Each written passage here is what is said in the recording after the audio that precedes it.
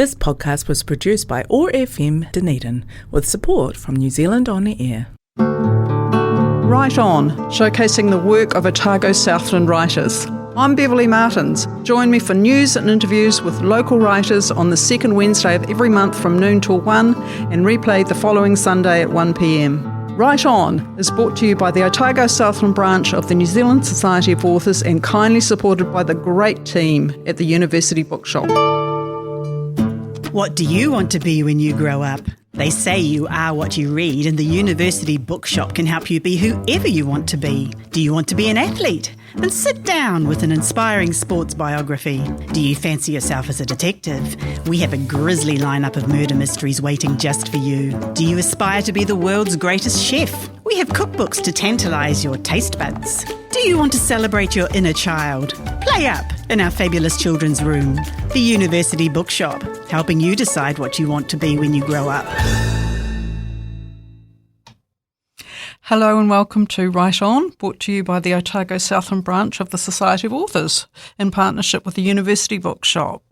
My name's Beverly Martens, and boy, have I got two in-depth and very different writers' conversations to share with you this month. One's about a new anthology and the other a historical novel, and yet both of these have a really common theme, and that theme is perseverance and never giving up. So let's get into it. It's my great privilege to talk about a new anthology of essays on being childless, child-free and child-adjacent, aptly called OTHERHOOD. And to do so, I'm joined by one of its editors, Kathryn Van Beek, and one of its 36 contributors, Carolijn Guytonbeck. Carolijn, I'll come to you in a minute, but first, Kathryn, let's recap on the brief discussion that we had about this project when we were talking back in January about your Burns Fellow year. So can you just remind listeners about the genesis of OTHERHOOD? OTHERHOOD actually came about from a Twitter conversation when Kate Camp's wonderful essay, No Miracle Baby to See Here, was published on the spin-off, and her essay has also made its way into this book. And a few people were commenting on it saying, this is fantastic, I've got a story like this too, it's so great to see this expressed in an honest and true, realistic way, and having a story about childlessness that doesn't finish with a miracle baby. And I ended up having a Twitter conversation with Lil O'Brien and Ali Benj. We wrote to each other saying, this would be a great idea for an anthology, someone should do it, and then we ended up doing it. Turned out it was you. Yeah, and you did this despite the fact that you've got different lives, you live in different parts of the country. You know, what was the sort of challenges of that? Although I see that you formed a lovely group chat called the Baronesses, which is fantastic. But so you bonded over the course of the book, didn't you? But how did you kind of get started on it sort of remotely, as it were? We hadn't really met each other before. I'd met Lil once on the steps of a Writers' Festival event in Wellington, and Lil and Ali had known each other a little bit. So we had to get to know each other online because Lil's in Auckland and Ali's been mostly in London during this process. So the WhatsApp chat was really helpful, and we worked in Google Docs, so we were able to work online. And it worked out really well having a collaborator in London because Lil and I would go to sleep at night, and then this magical fairy was working on things overnight, and we'd wake up and this work had been done. So I'd recommend having a collaborator. We all dream about that, yeah. Don't we? But also I think you had to build up trust levels because of the subject matter, and 3 editors working together can be a challenge because someone might have a more dominant voice, or so it's sort of deciding on which essays to include would have some hotly debated times. Or it's been remarkably smooth sailing, actually. The 3 of us are all pretty big nerds and all have a pretty good work ethic, so that side of things gone really smoothly.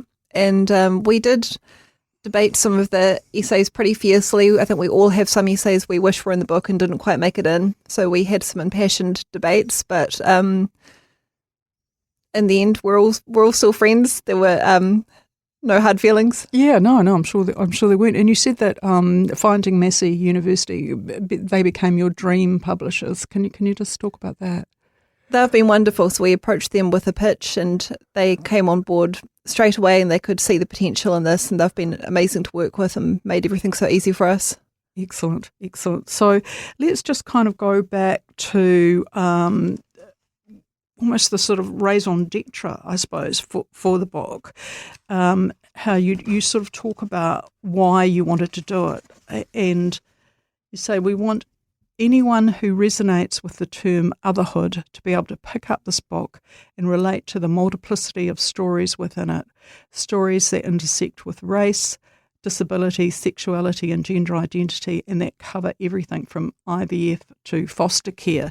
Now, I'm about halfway through reading it because it's not the sort of book I think you can read in sort of a chapter type way. You have to dip in and out of it because there's 36 different essays in there, and they are all so unique, aren't they?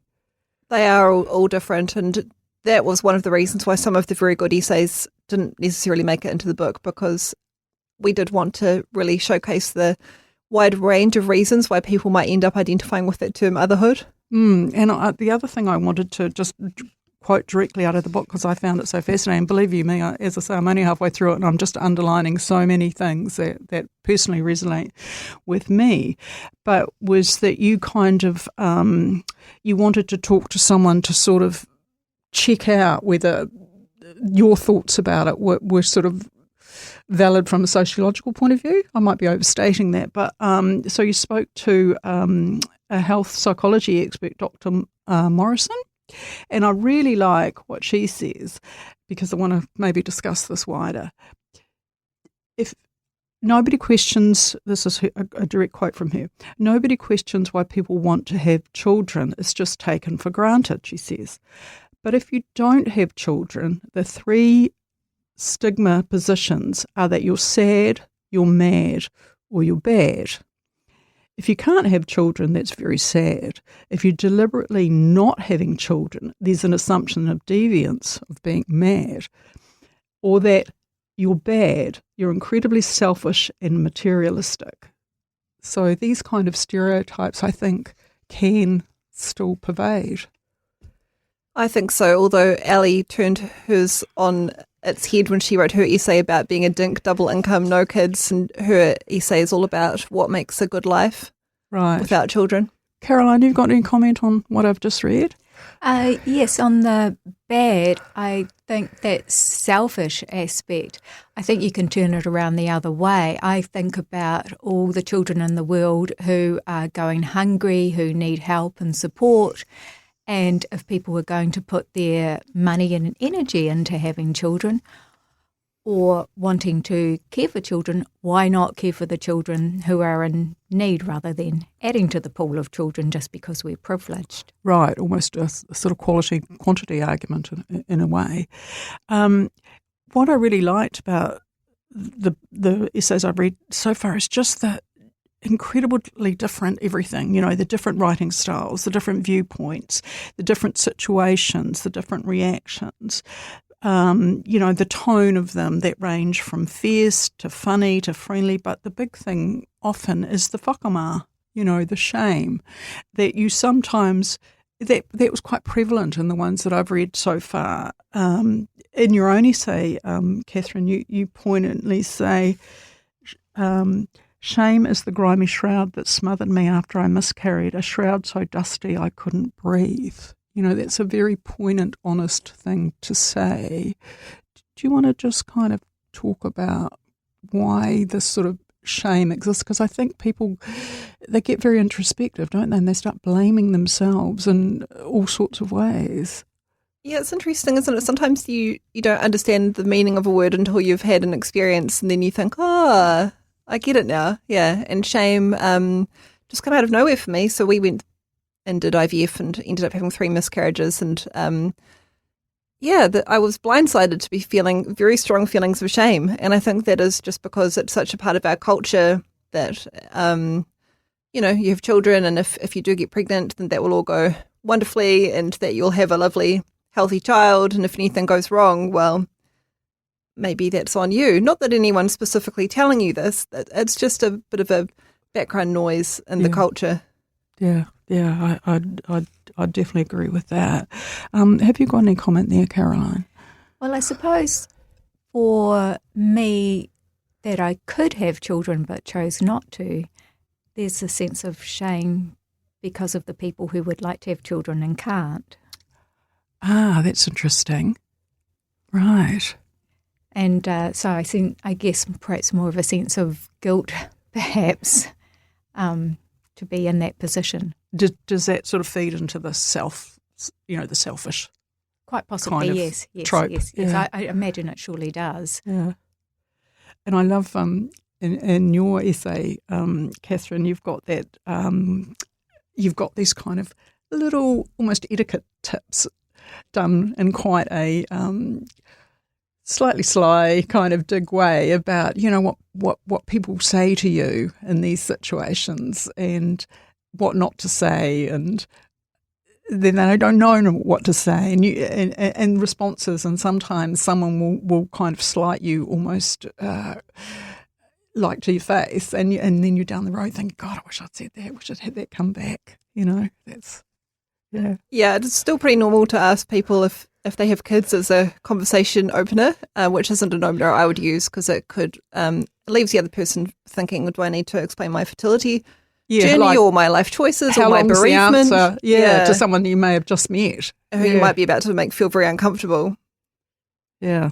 Yeah, and you've also got other ones, not to say, which are wider than that, like, don't ask people whether, what work they do, where are you from, where are you really from, this kind of thing. And so there's this lovely list and they're all crossed out, and right at the end is sort of, tell me about your hobbies, as a I think that's a good opener. I think it's a great opener because that means that you can meet the person where they are about something.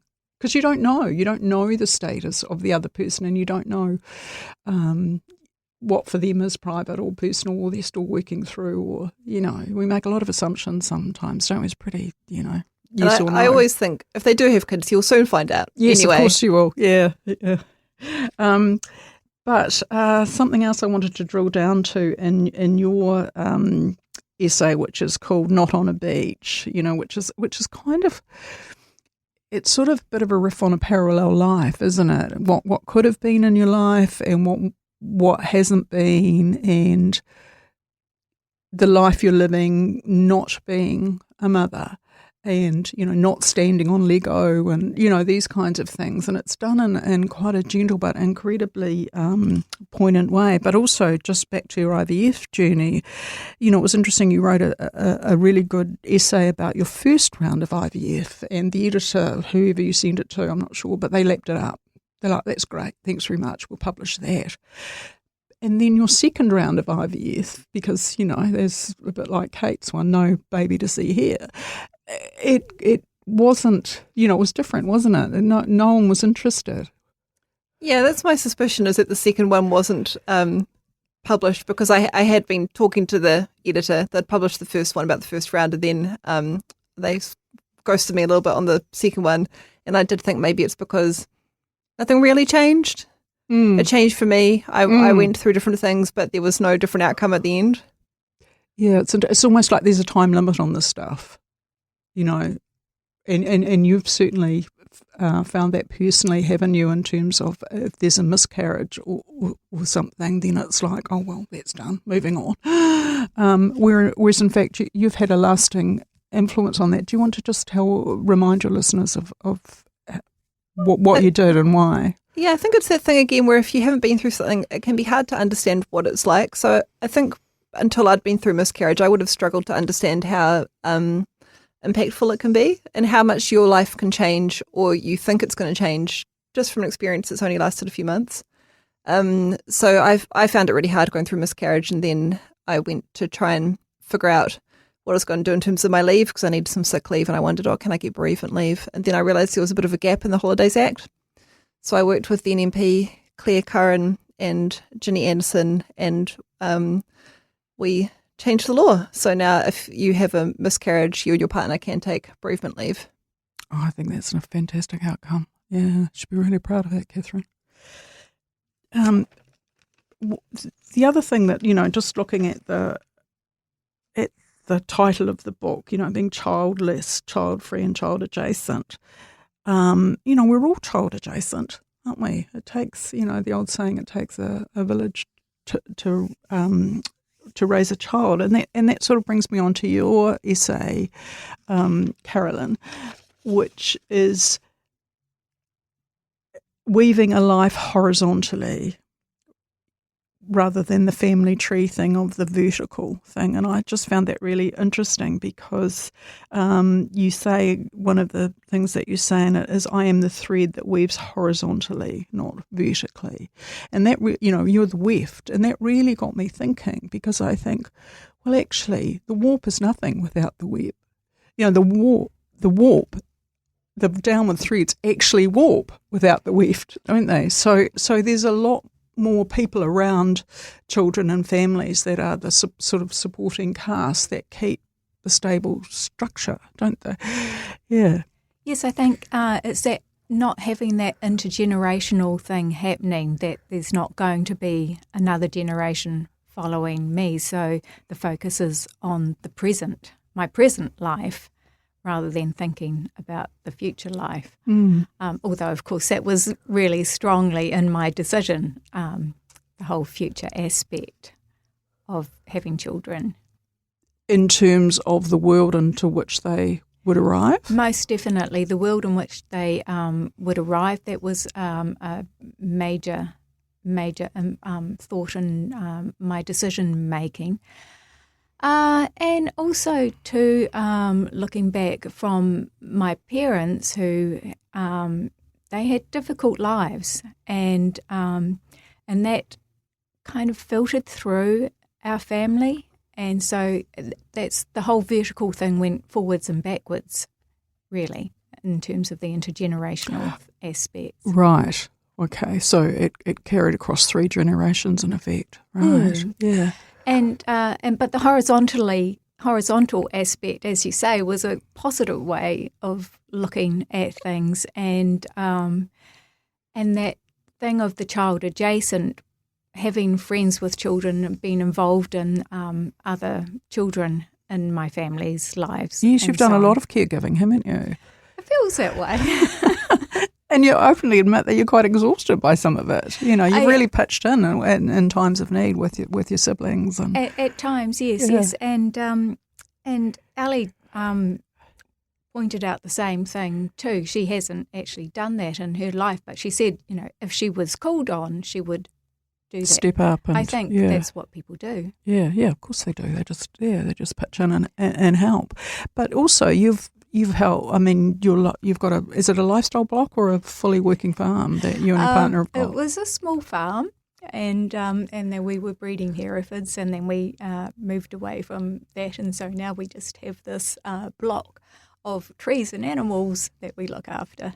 And you've been right there at the birthing of the cows, and haven't you? I mean, you've been literally right in amongst it. And the other thing about, you're sort of saying you're leading a horizontal life, but I challenge you on that in terms of the legacy that you are leaving with.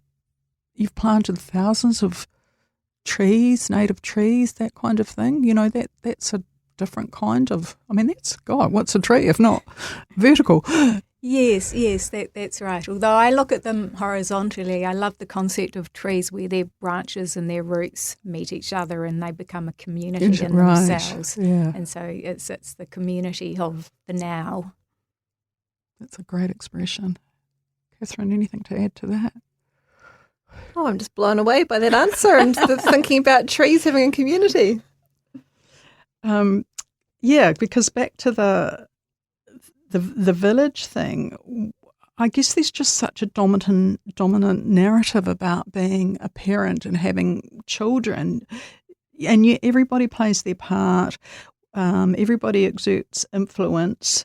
It's just that being without biological children, sometimes that we often find ourselves as kind of not part of the dominant narrative, where we're almost without a speaking part. We're sort of the unnamed extras.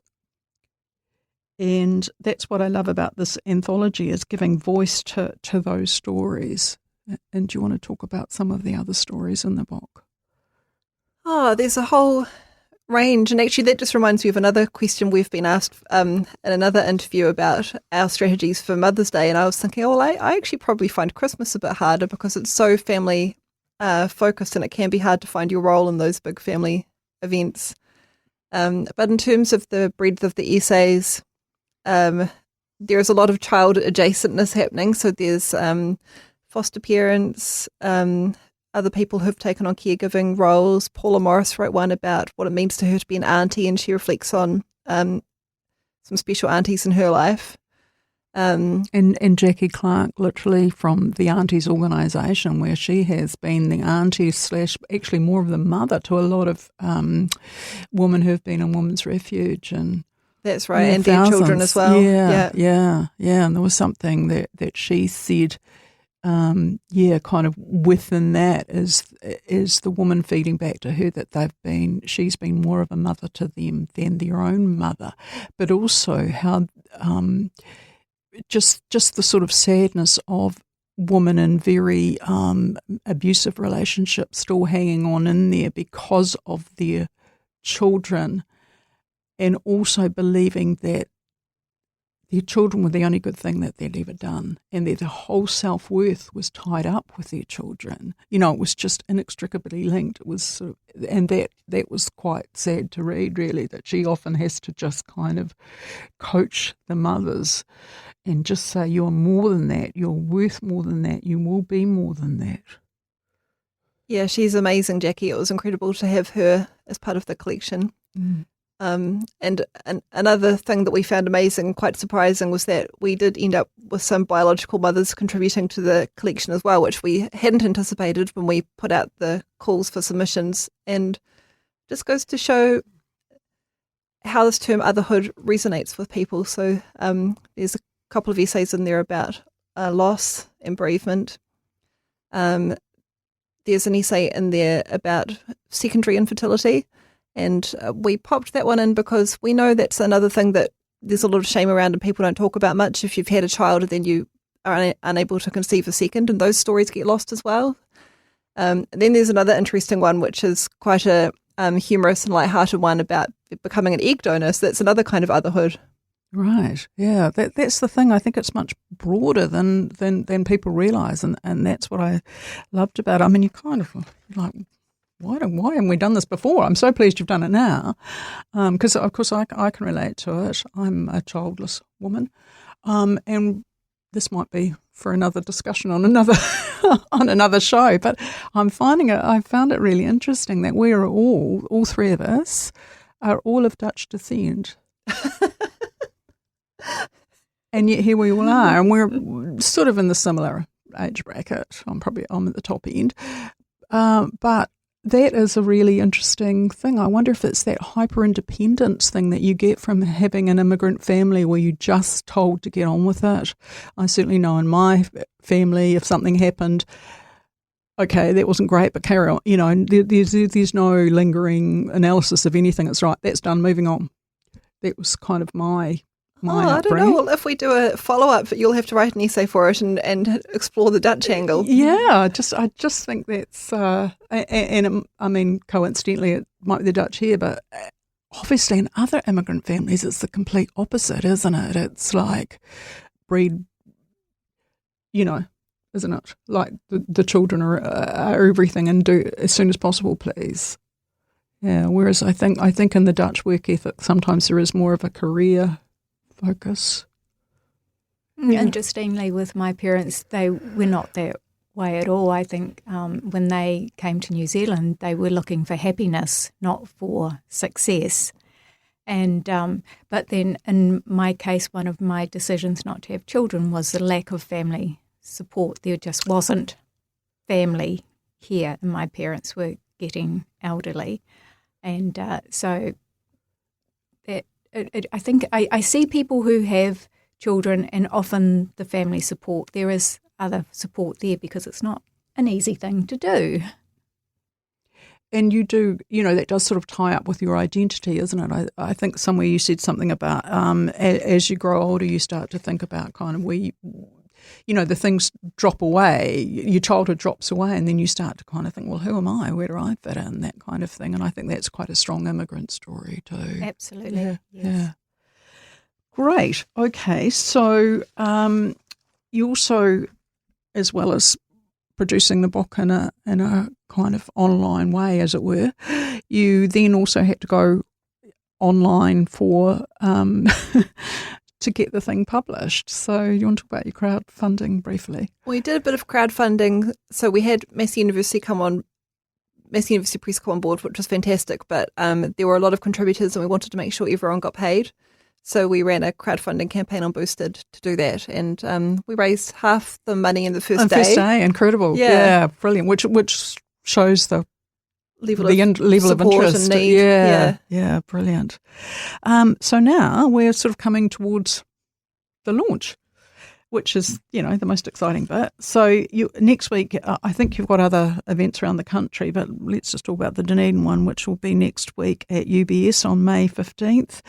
And I just loved in your group chat, you were sort of fantasising about the perfect launch, and you wanted glitter cannons, of course, who doesn't, and motorbikes.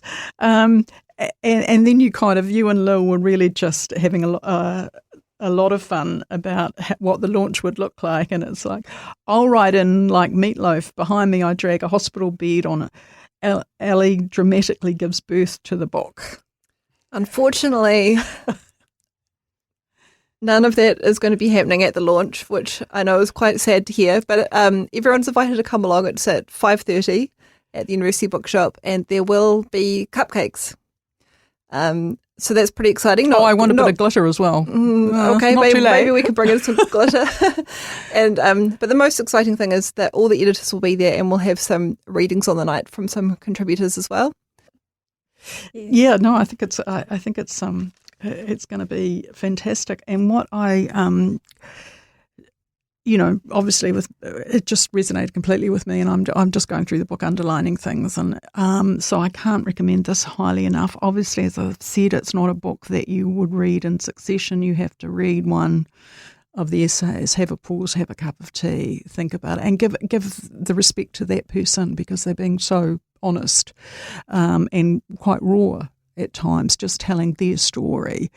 But I really want to thank both of you for coming in and sharing your personal stories.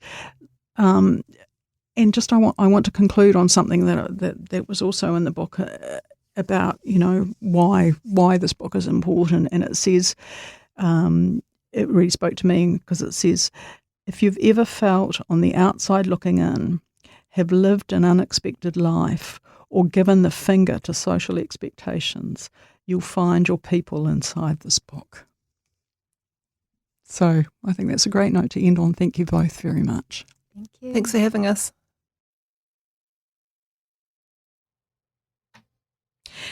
And I'd like to just add a quick footnote to the forthcoming launch of OTHERHOOD, which is next Wednesday night at UBS. That's May 15th. Because 3 other local contributors will be reading on the night, and they are Amy Tua, Phoebe Idris, and Nicola Brown. So look, please do get along to support their very courageous mahi. And also, I just wanted to add something else about that discussion about trees that the three of us were having, because a few years ago, Raymond Huber, another local Dunedin writer, wrote a book called Tree Beings.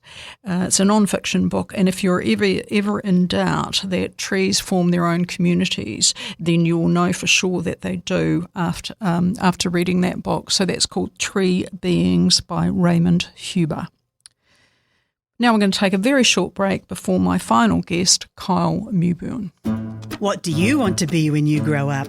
They say you are what you read, and the University Bookshop can help you be whoever you want to be. Do you want to be an athlete? Then sit down with an inspiring sports biography. Do you fancy yourself as a detective?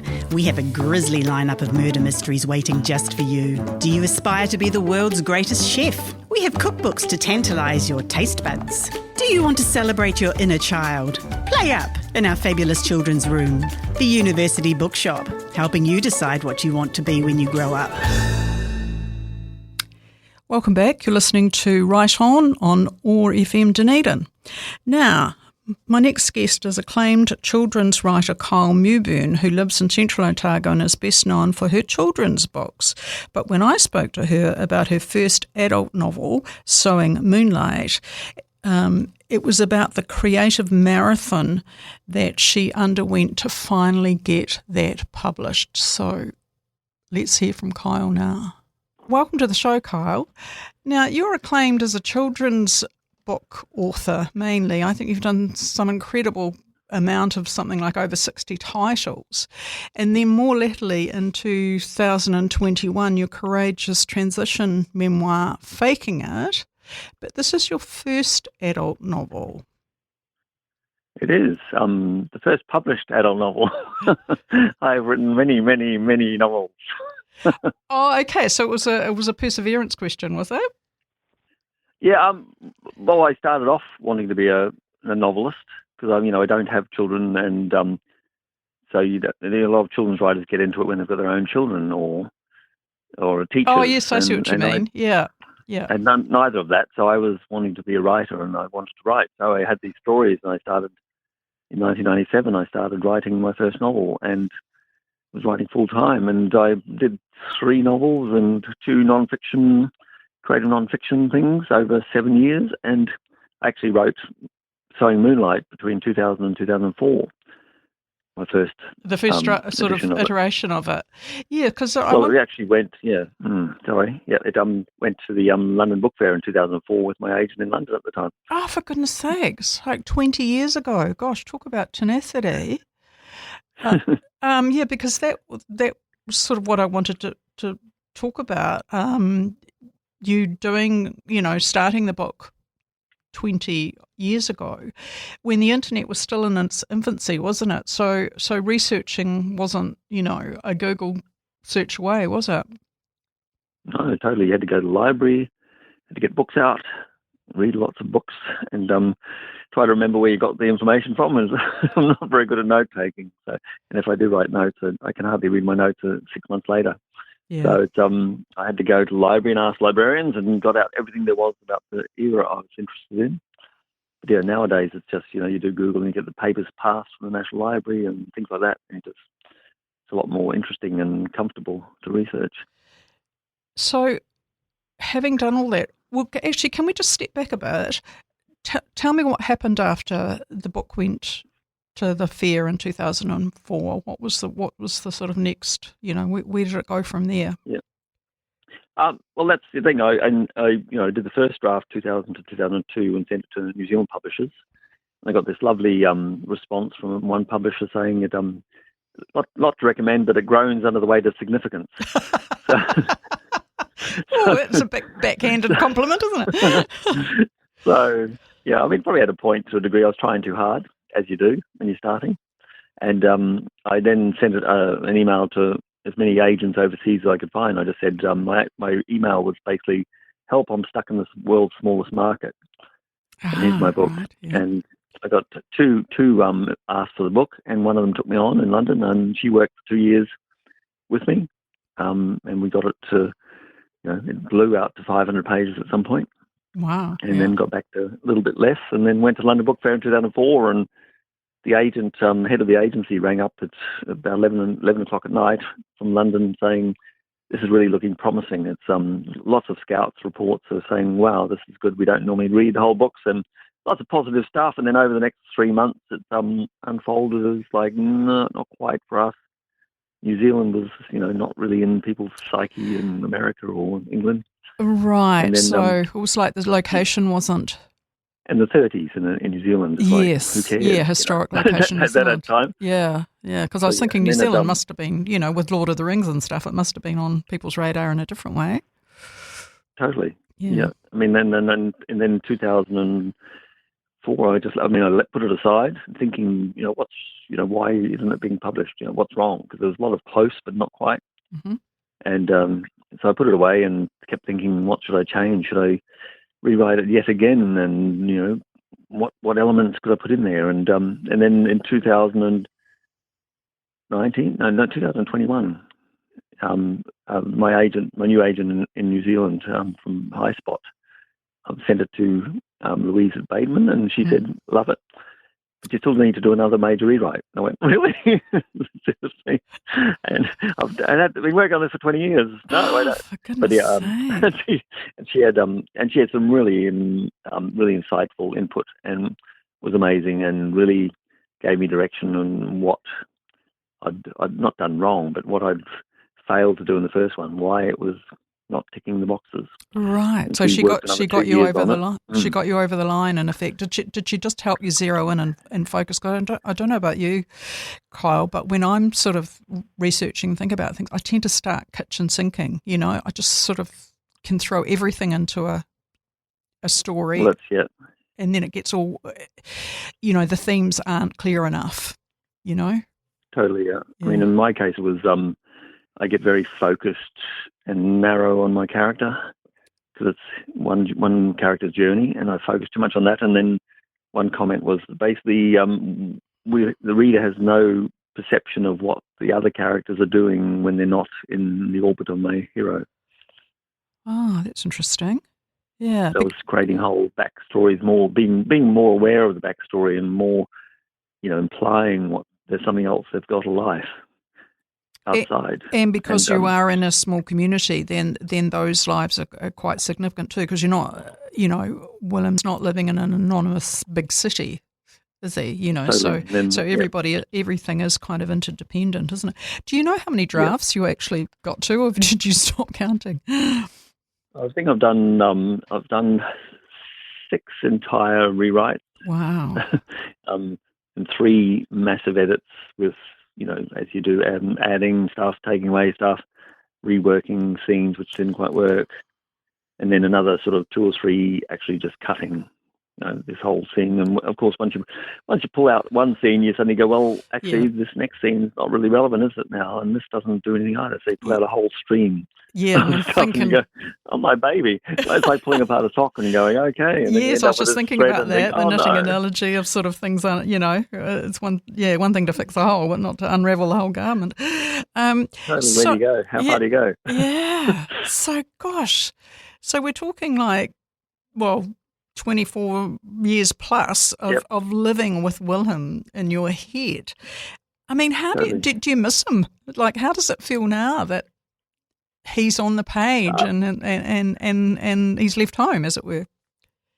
Yeah, it is. It is exactly like that. It's like basically raising a child, and no matter how much you love them, you think, come on, go on. It's your life. Go out there and have a life. I'm sick of looking after you. I don't want to feed you and keep keeping you warm and safe. I want other people to go meet other people.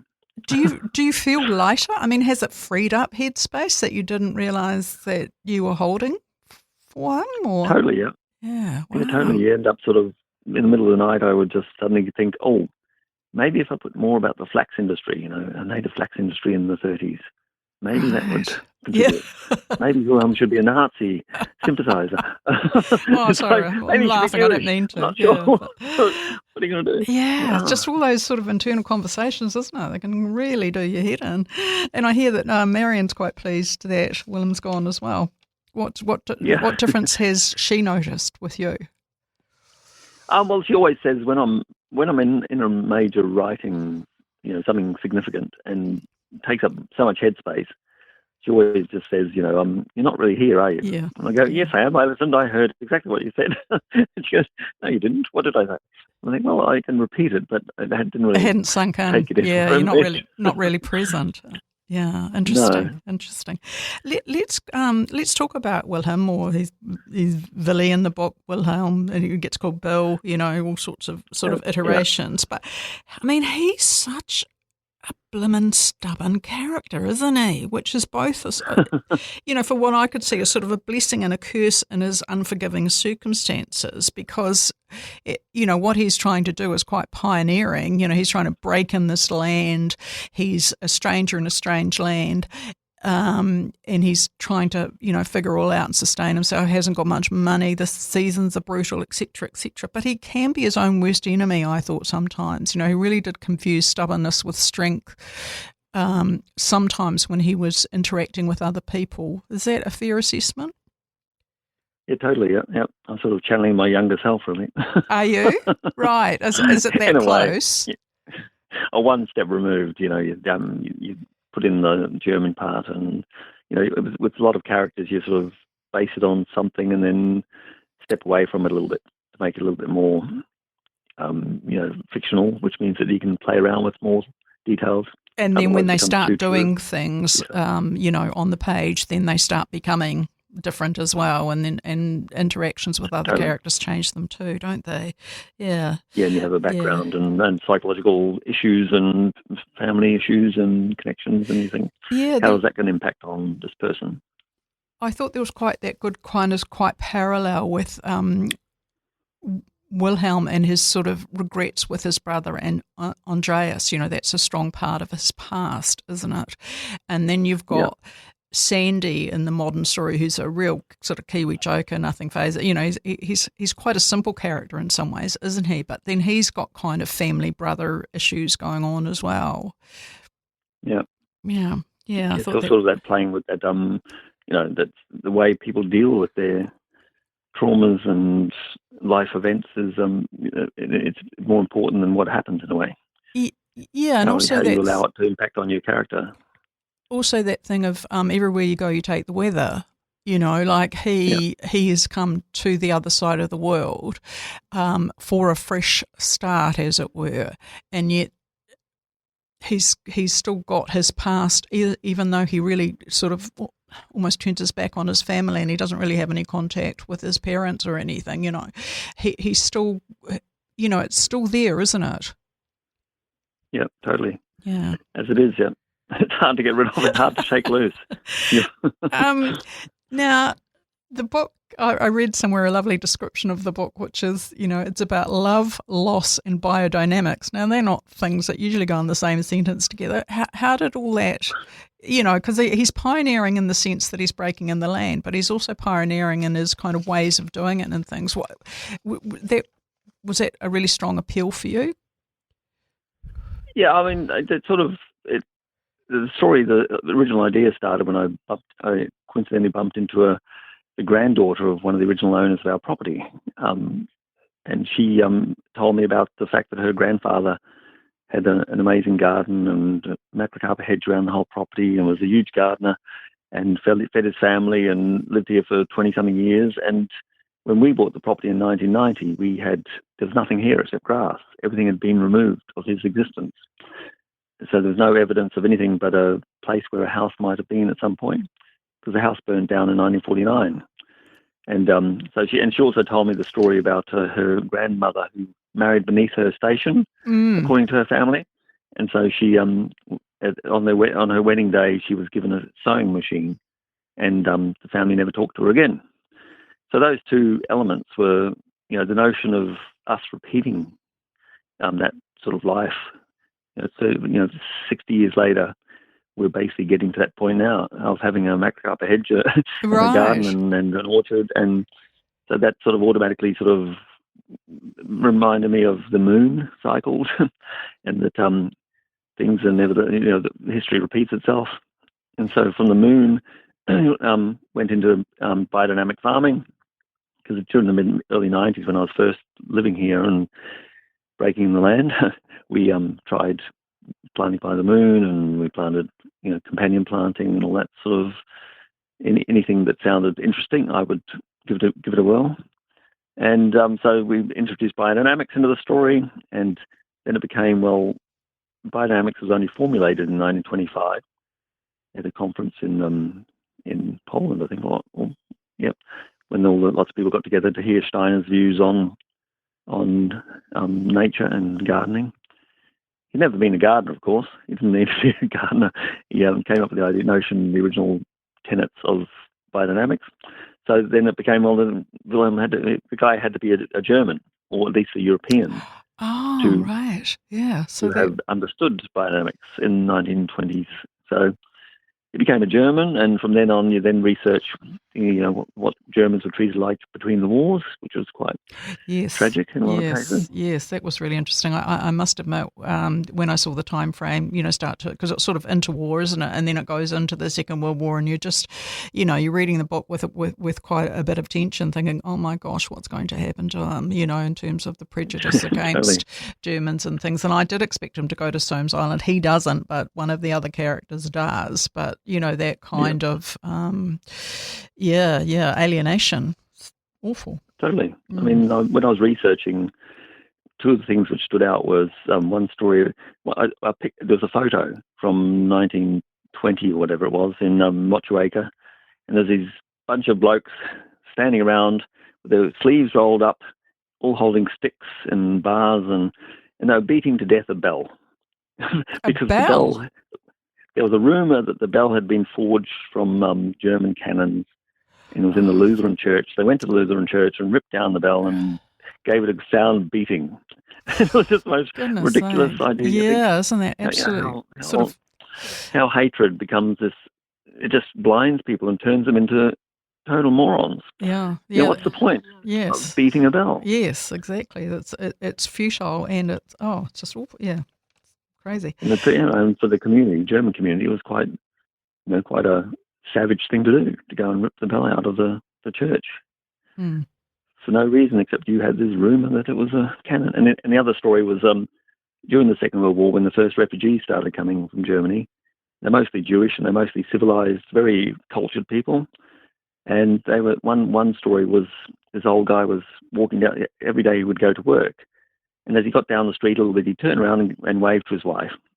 And he constantly got reported for giving Nazi salutes. Yes, you use that in a lovely way in the book. In fact, Totally. It sort of makes a mockery of it, really, doesn't it? I also read somewhere that some of your other own experiences kind of slipped in there in terms of living in a small community and a bit of miscommunication with, like, your bicycle. Yeah, totally. There's lots of real life traumas in there. My bicycle got thrown out.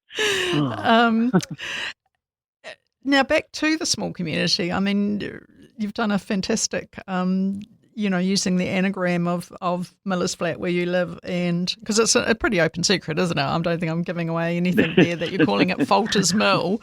And I just that tickled me so much that I had my best efforts. I tried to do some anagrams of it, and I came up with Mistral Fall. That would have sounded really romantic. and Flem's Trail with 2 L's, because it's those 3 L's that bugger you up, don't they? That's pushing it. That's pushing it. That's going a bit further. But your, Miller's Flat is so much your home, and the community is so important to you, and they've embraced you in your own changes, haven't they? You had a fabulous launch there for the book. Tell me about the launch, and just tell me about the kind of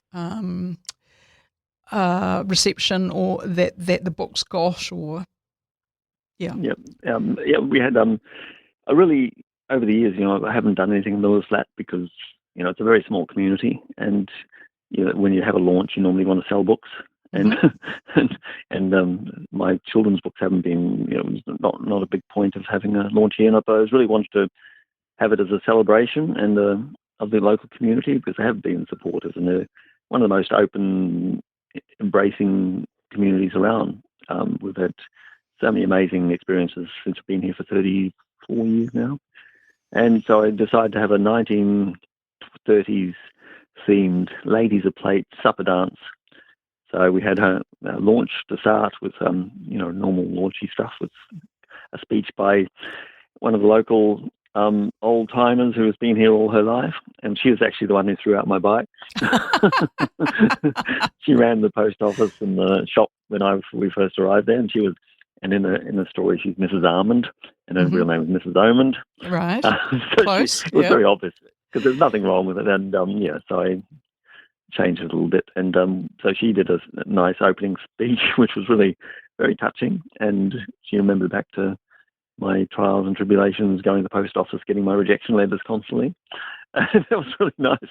And then we had a dance. It went into a dance, and we had a big supper, and we had 50-something people there, and they were all very excited and enthusiastic. And we went into dancing in the end with hits of the 1928 to 1990. Oh, it was a good night. Yeah, isn't that lovely?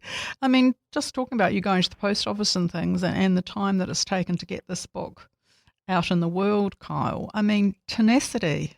It's sheer or bloody mindedness. You choose. I mean, do you feel that's a really strong kind of personal attribute of yours? I think I mean, I've always, like when even building the house by myself, people kept saying, you can't do that. You must get some help, surely. And I went, well, I'll give it a try. I don't imagine YouTube was around then either to just look up tutorials like, younger people do now. Yeah. I thought, well, I know a few builders, and, how hard can it be if they can build that? No, I'm putting down builders, sorry. And then, so all that sort of, and I was really lucky because all my efforts, I got lots of, rejection cards in those days when I was just here, ... Thank you for your story, ... We appreciate you sending it, but we don't want it. Mm. And I had whole big boxes of those. And then, but each time I sent a novel in, I would get one letter back from a publisher who said, keep trying. Right. So I thought, if I was just getting constantly nothing back, I would have probably given up at some point. Because it took me 7 years to get published. So, and plus I was just thinking, I took the, I read a lot of things from, the writers' guidebooks and things, and tried to do my research. And there was, if you get any letter of support, then it means something.